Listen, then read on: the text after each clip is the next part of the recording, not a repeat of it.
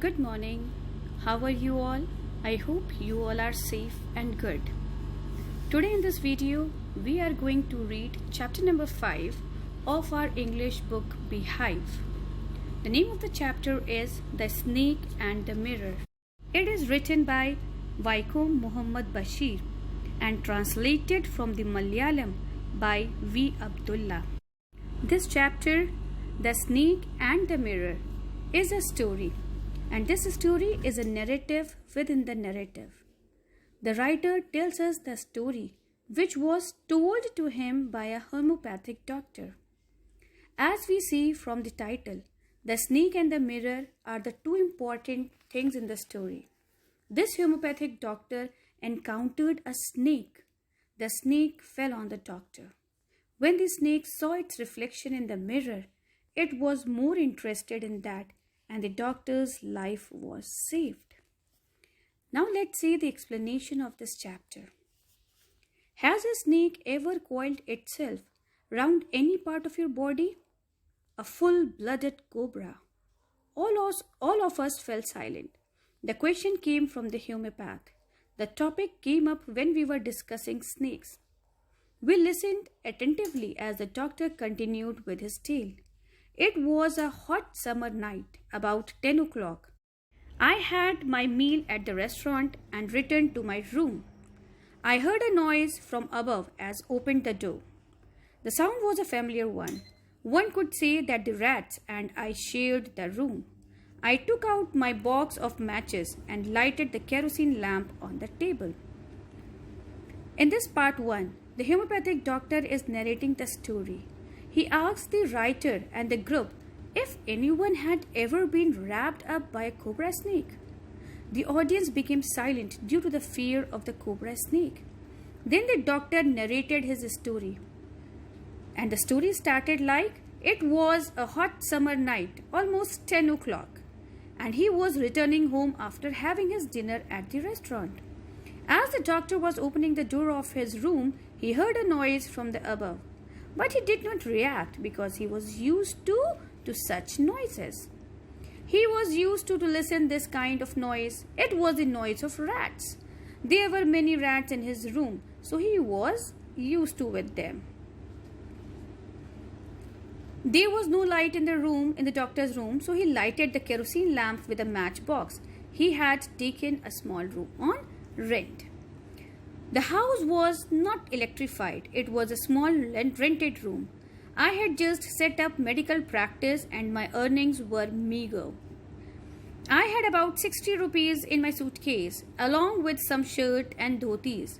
I also possessed one solitary black coat, which I was then wearing. I took off my black coat, white shirt and not so white waist and hung them up. I opened the two windows in the room. It was an outer room with one wall facing the open yard. I had a tiled roof with long supporting gables that rested on the beam over the wall. There was no ceiling. There was a regular traffic of rats to and fro from the beam. As the room was not electrified, there was no electricity connection in that room, and it was a small rented room. The doctor's room was very small, and he had just started his medical practice, and he was earning very less that time. That is why he was living in such a shabby, dirty condition. He told the writer that he had just 60 rupees in his bag. Further, he added that he had some shirts and dhotis to wear. He also had a black colored coat which he was wearing at the time of the incident. He removed his coat, his shirt and his waist. He says that the waist was not so white, which means that it was dirty. Then he opened the windows. The room which he had taken on rent was on the outside of the house, and one wall of the room faced the garden. The roof had tiles on it, and the gable was supported by the beams. Inside the room, there was no roof. The beam on which the gable was supported was full of rats, which went in and out of the room through it. There was a regular traffic of rats to and fro from the beam. I made my bed and pulled it close to the wall. I lay down, but I could not sleep. I got up and went out to the veranda for a little air, but the wind god seemed to have taken time off. He set his bed near the wall and he lay down to sleep, but could not sleep. It seemed that the wind god had taken time off, means that as the wind god was not blowing, the wind god had taken a day off and he was on leave. He was on a holiday. So wind was not blowing at all. He had gone out to get some fresh air because he did not have any fan or cooler or any kind of electricity appliance in his room, and he was feeling hot. I went back into the room and sat down on the chair.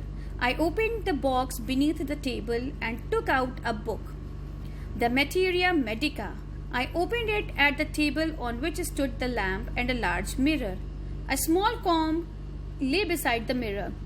One feels tempted to look into a mirror when it is near one. I took a look. In those days, I was a great admirer of beauty and I believed in making myself look handsome. I was unmarried and I was a doctor. I felt I had to make my presence felt. I picked up the comb and ran it through my hair and adjusted the parting so that it looked straight and neat. Again, I heard that sound from above. Now, this time, the doctor who was narrating his story, he said that he came back to his room and sat on a chair, and he opened the box under the table and took out a book named Materia Medica. He kept it on the same table on which a lamp, a mirror and a small comb was lying. He opened it and sat down. As he was sitting in front of the mirror, he looked his image in the mirror. He said that he was a great admirer of beauty. As he was a young man, he liked to appreciate beautiful things and wanted to improve his looks to look more handsome. As he was unmarried also and he was a doctor too, he was an eligible bachelor. So he wanted to make people know that he was also available. He combed his hair, trying to set them properly.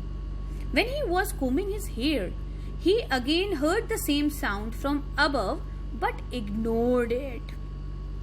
I took a close look at my face in the mirror. I made an important decision. I would shave daily and grow a thin mustache to look more handsome. I was after all a bachelor and a doctor. I looked into the mirror and smiled. It was an attractive smile. I made another earth-shaking decision. I would always keep that attractive smile on my face to look more handsome. I was after all a bachelor and a doctor too on top of it. Again came that noise from above. Now what happened when the doctor, he was looking himself into the mirror, he was appreciating himself. He looked carefully in the mirror and decided that he would shave daily and grow a thin mustache because he thought that he would look better and more handsome with it. The doctor repeats that he was not married and was a doctor too. So he wanted to say that he was supposed to look very handsome. He was supposed to be good looking so that he could get a better match for himself. He appreciated himself and said that he had an attractive smile.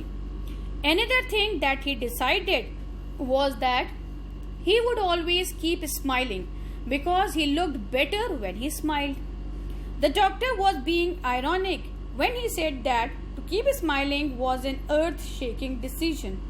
It means that he thought that his smile was very wonderful, it was very attractive, but actually it was an earth-shaking decision. It was terrible.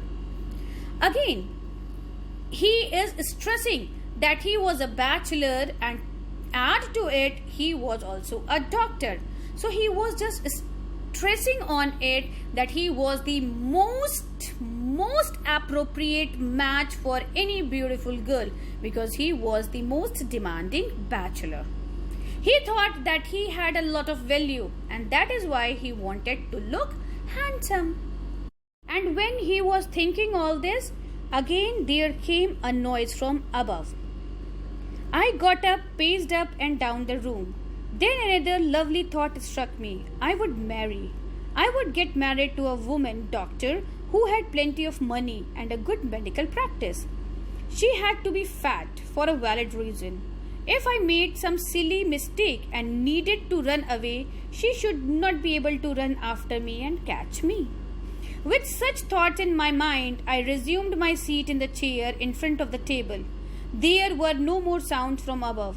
Suddenly there came a dull thud as if a rubber tube had fallen to the ground. Now he got up from his chair and started walking up and down in the room. And then he decided on one more thing. Now this time he decided to marry a woman doctor. One who had lots of money and a good medical practice. Further, the doctor thought that he would marry a fat girl. Now there was a stupid logic behind it. For that he had a logical reason. He reasoned that if sometime he would make any mistake and his wife would chase him in anger to hit him, she would not be able to run fast and catch him if she would be fat. Such thoughts in my mind, I resumed my seat in the chair in front of the table. There were no more sounds from above. Suddenly there came a dull thud as if a rubber tube had fallen to the ground. Surely nothing to worry about. Thinking of all these things, the doctor, which he was thinking about himself, his smile, his looks, and his marriage. At that time, the doctor again sat down on the chair. Now the sound had stopped, but all of a sudden something fell down, making the sound of a thud. It felt like some rubber tube had fallen, and the doctor did not bother about it. Even so, I thought I would turn around and take a look. No sooner had I turned than a fat snake wriggled over the back of the chair and landed on my shoulder.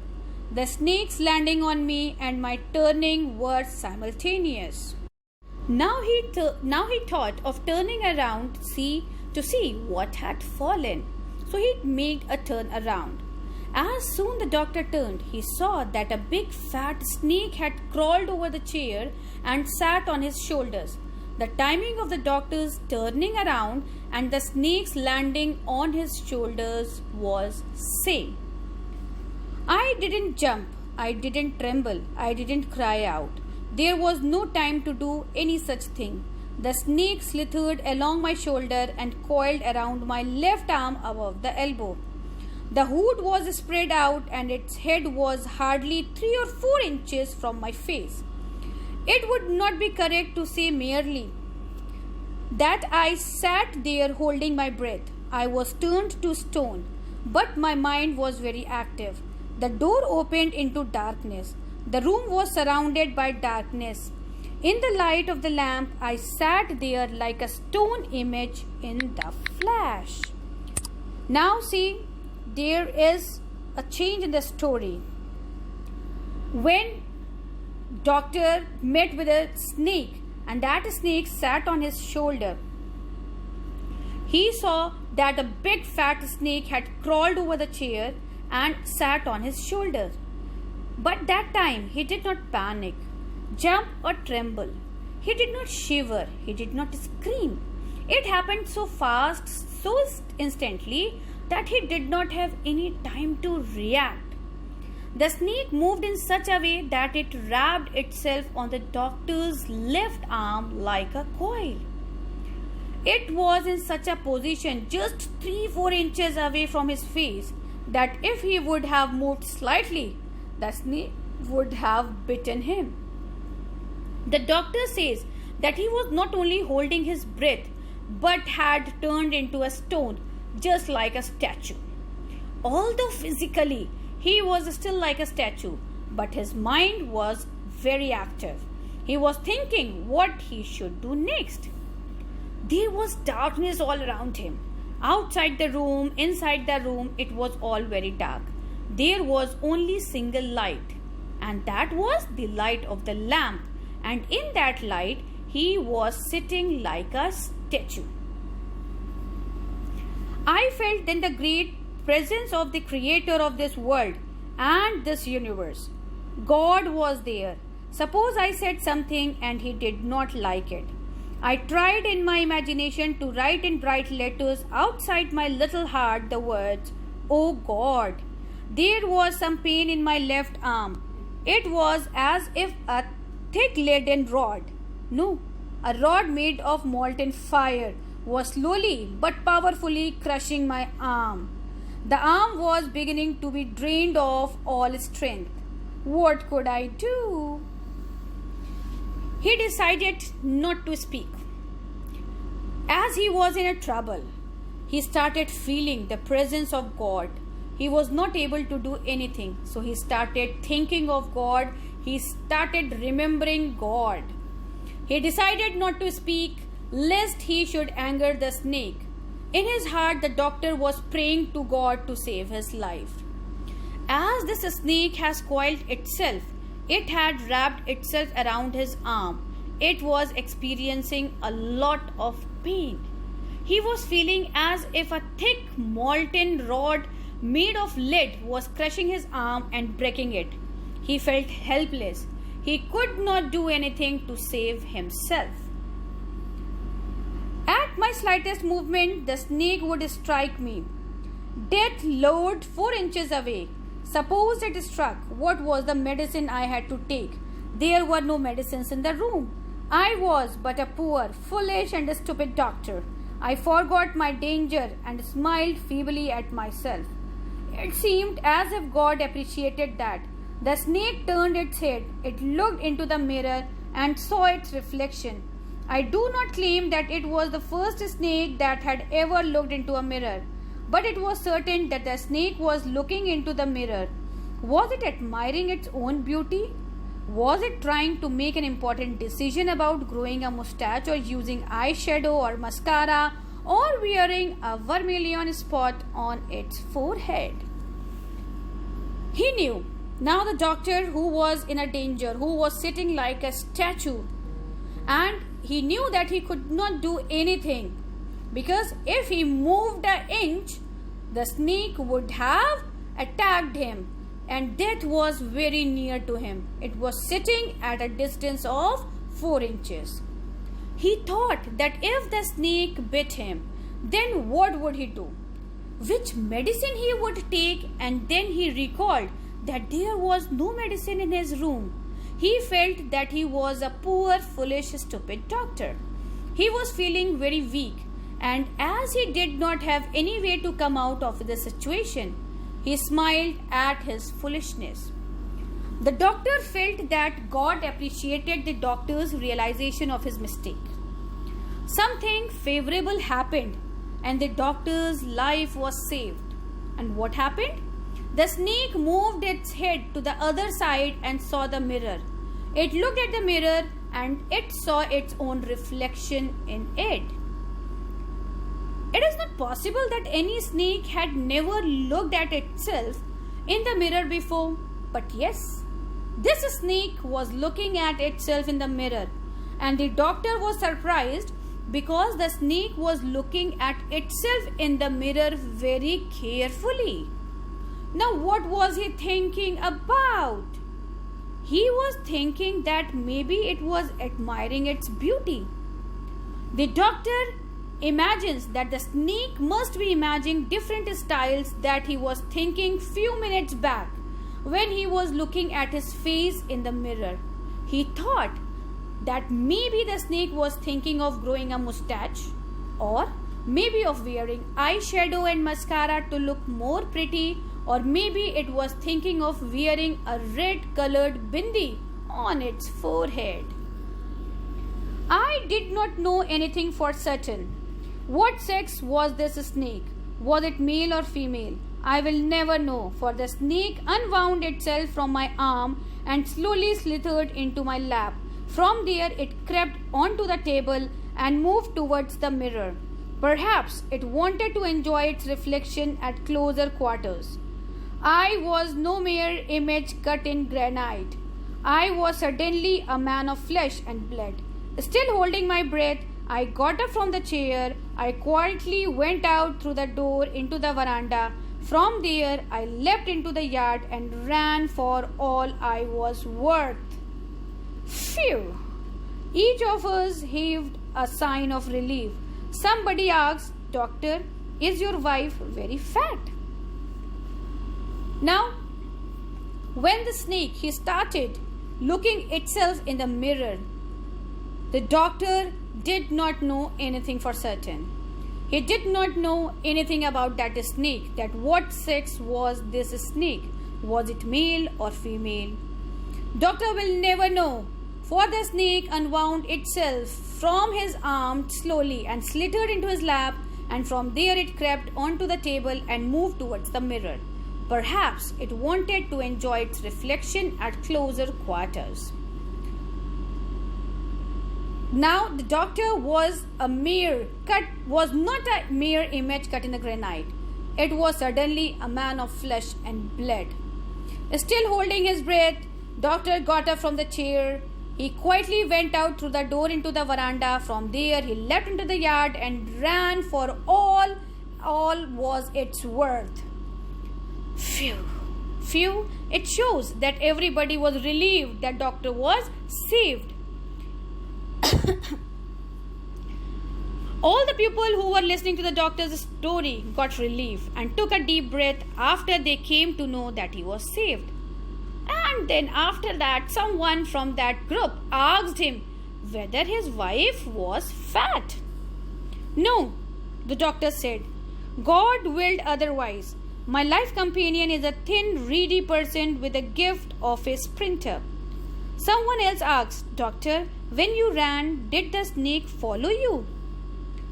Now, one person of the group asked that whether the wife of doctor was fat. The doctor replied, no, that his wife was thin and tall just like a reed plant, because God did not want his wife to be fat. So she was thin and could run very fast. Another person from the group asked him whether the snake chased him. The doctor replied, "I ran and ran till I reached a friend's house. Immediately I smeared oil all over myself and took a bath. I changed into fresh clothes. The next morning at about 6:30, I took my friend and one or two others to my room to move my things from there. But we found we had little to carry. Some thief had removed most of my things. The room had been cleaned out, but not really. The thief had left behind one thing as a final insult."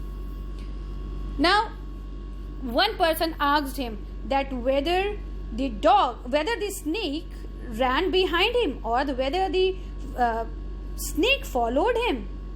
Doctor replied that he ran till he reached a friend's house.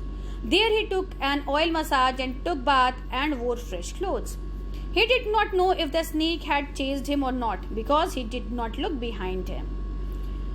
The next day around 8:30 in the morning, the doctor along with two of his friends went to the room to bring his belongings from there. There was not much stuff to take. Someone had stolen most of the things from his room, but left behind one thing. He thought that the thing which he left behind was to insult him. "What was that?" I asked. The doctor said, "My waist, the dirty one. The fellow had such a sense of cleanliness. The rascal could have taken it and used it after washing it with soap and water." "Did you see the snake the next day, doctor?" The doctor laughed. "I have never seen it since. It was a snake which was taken with its own beauty." Now, the one thing that was left in the room was a kind of shame, was a kind of insult to him. The writer asked the doctor, what was the thing which the thief left behind? Doctor replied that he left the waist which was dirty and was hanging on the wall. He added that the thief was so much into cleanliness that he left the dirty waist there only. He said that the naughty thief could have taken it along with him, washed it with soap, and could have used it. Now someone asked the doctor if he saw the snake the next day. The doctor laughed and replied that after that night he never saw that snake. Maybe the snake was attracted towards its own beauty. That is why it looked so carefully in the mirror. So this was all about the explanation of the chapter The Snake and the Mirror, written by Waikom Muhammad Bashir and translated by V. Abdullah. Thank you.